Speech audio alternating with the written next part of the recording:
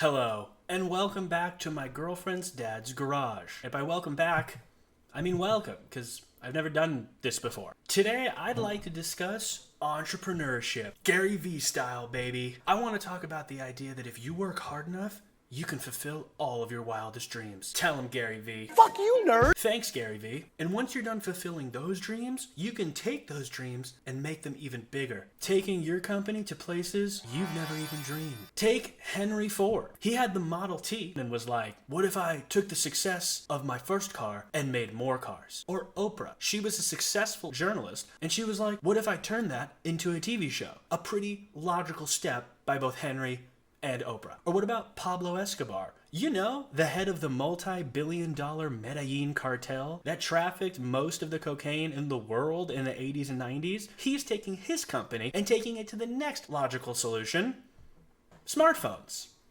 Yep. Yeah, that's right. Pablo Escobar, or actually his older brother Roberto, because Pablo is super dead, is starting a smartphone company. I'm sure most of you are thinking, why would they go through the trouble of starting a smartphone company? That's nowhere near the industry they're in. And if you are one of those people, then you're an idiot, dude, because this phone looks dope. The Pablo Escobar Fold 1. True power in your hands. Ready to fold. Ready to become you. So first, Escobar Inc., the company behind this whole ordeal, announced the release of the Escobar Fold 1, a phone that you'd be able to fold in half. Not too dissimilar from other phones on the market by companies like Samsung. Only difference is that this one has a cool gold exterior with the Escobar Inc. logo etched into it. It looks pretty cool. These other folding phones go for about $2,000, but the Escobar Fold 1, only $399. $3.99! No, I said $399. $3.99! No, I said never mind. Let's figure out who the hardworking hustlers are behind this awesome company. I'm sure they're super nice guys.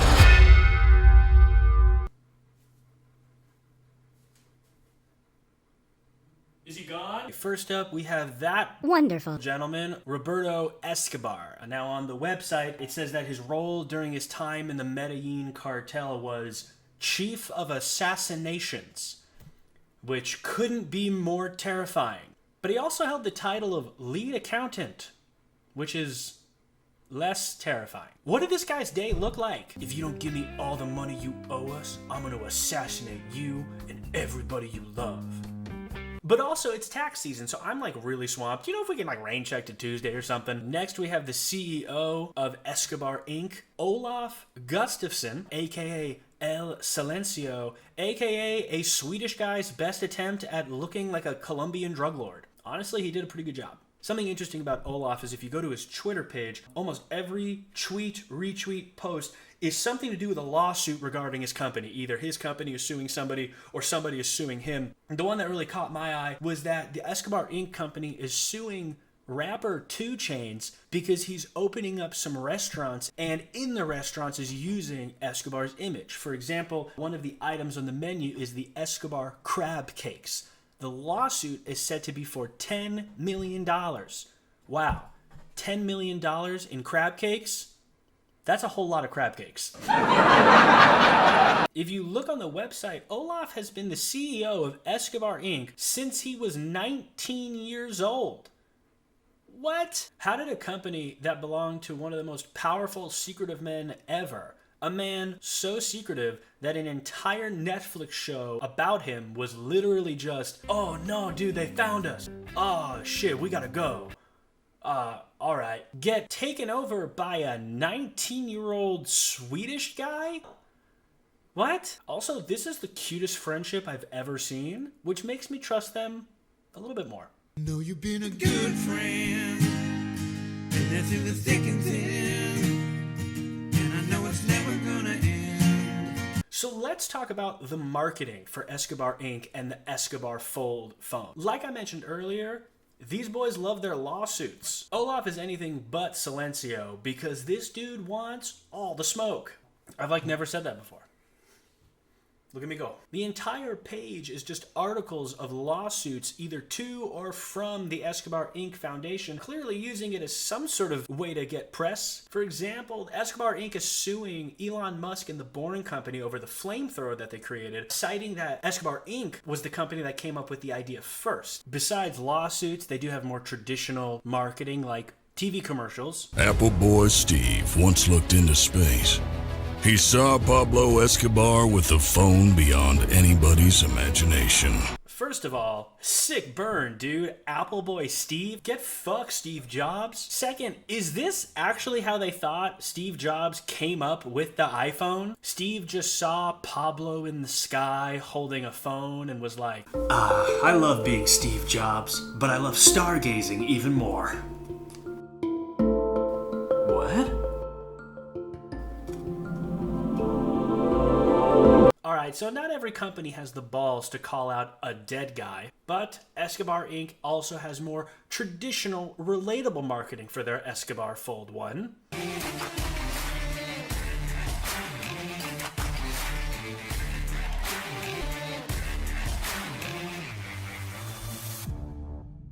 EscobarInc.com. I love relatable advertising. You know, when you and your 6 BFFs are just sitting around in lingerie, all trying to watch one thing on one iPhone. So relatable, dude. They also have purchased the domain names RIP Samsung and RIP Apple. And the domain names just link right to their website. Now, usually, I would take something like this pretty lightly. Companies make these sort of veiled threats to their competitors as a pseudo joke all the time. But when your company is headed by the chief of assassinations, I would look at it a little bit more seriously. But remember, he's also the lead accountant, which maybe means like RIP to your tax fraud. Maybe he's trying to help them with their taxes. I know taxes. But at least Escobar Inc. cares for its employees. Because in this commercial, you can see that they have one of their models putting on protective eyewear, but literally nothing else to protect her from, I don't know, flying shards of flaming metal. Last but not least, they got some sick celebrity endorsements to help push this along. First off, To Catch a Predator's Chris Hansen. Hey guys, Chris Hansen here of Hansen vs. Predators, and To Catch a Predator, I just wanted to tell you all that I've seen this amazing new smartphone called the Escobar Fold 2. It appears to be the best phone out right now.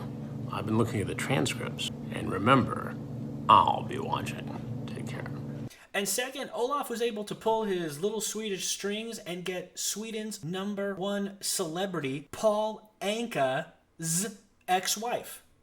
No, seriously. Hi, I'm Anna Anka from Sweden. I used to be married to the singer Paul Anka, and I just wanted to tell you that the Escobar Fold 2 smartphone is a really incredible innovation from some amazing people in Stockholm, Sweden. I hope you guys will enjoy it and use it a lot. Lots of love. Mwah. Do you think she just introduces herself like that to everyone? Hi, I'm Anna Anka from Sweden. I used to be married to the singer Paul Anka. Hey, I'm Anna Anka from Sweden. I used to be married to the singer Paul Anka. Hi, I'm Anna Anka from Sweden. I used to be married to the singer Paul Anka. So this is just a totally normal, perfectly legal company with some brash and bold marketing techniques, ready to change the tech game, right? No. So now I've given them $750 and I've gotten nothing in return. Escobar has launched a new phone. Don't buy it. So for a while I didn't get one, and neither did many other people. What? You're telling me that Pablo Escobar's brother teamed up with somebody born 5 months after Pablo Escobar was murdered to scam me by selling me smartphones? What? Is anyone surprised? It's a drug cartel. What? Anyone with a brain cell would have been able to spot this from a mile away. Kind of like how Appleboy Steve spotted Pablo in the sky. Get fucked, Appleboy Steve, dude. When you go to buy the phone, there's a few red flags that come up. Of course, besides the whole drug lord thing. First off, the website is just a little sketch. There's sections about their legal problems. And overall, it's just kind of poorly made. Second, they offer free shipping. Free shipping is a great way to ensure that you don't lose customers to competitors. Especially when it's free, because it's literally never going to be shipped to you. That's like somebody buying a sandwich and then they're like, oh, it's free. And you're like, oh, wow, thanks. When can I get the sandwich? And they're like, Never. It's free, but also no sandwich. For some people, they didn't send them a phone, but rather sent them an entire book explaining why they didn't get a phone. Could you imagine if you order a sandwich through that guy on Grubhub, but instead of sending the sandwich, you just get a book explaining why you didn't get the sandwich? And the only way you can pay for the Escobar Fold 1 is on their website via a non-refundable wire transfer. Nothing sketchy about that at all. Okay, so the Fold 1 never came out. It was a scam. People learned, and that's it, right? No. Articles started coming out about an Escobar Fold 2. People like Marquez started getting emails that they have upgraded their Escobar Fold 1s to an Escobar Fold 2 and that it'll be coming soon. After months of waiting, certain famous tech reviewers did get an Escobar Fold 2. Remember how I said earlier how the Escobar Fold is similar to other folding phones, like a Samsung Galaxy Fold, for instance? Well, that's because, and get this, it literally is. It literally is a Samsung Galaxy Fold. The only difference is that they just put a gold sticker on it, which just peels off and reveals all of the Samsung branding. They're just taking old Samsung phones, putting a sticker on it, and reselling it to all of us. This is like when the rap industry sometimes gives us a bad rapper, but puts it in a package of like a nice, wholesome white guy like Macklemore, so it can appeal to a larger audience. This is like that. And yes, I just did a Macklemore joke 7 years late.